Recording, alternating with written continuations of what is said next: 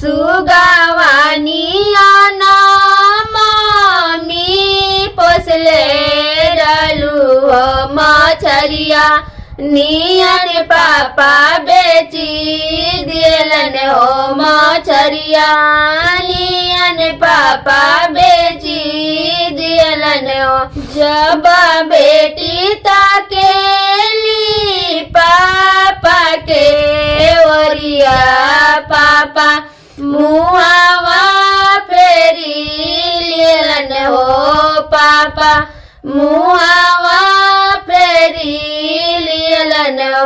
अब काता केलू बेटी हमरा ओरिया हो घतवा घरवा बेचवाई दियलू हो खेतवा घरवा बेचवाई दियलू हो।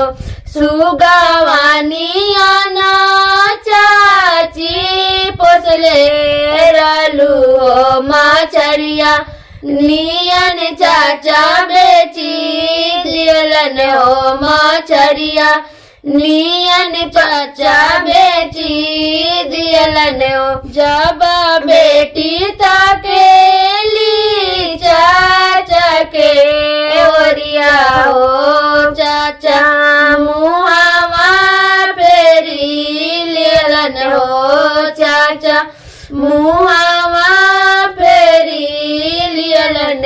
अब काता केलू बेटी हमरा ओरिया हो सब एटीएम खाली कैलू हो सब एटीएम खाली कैलू हो।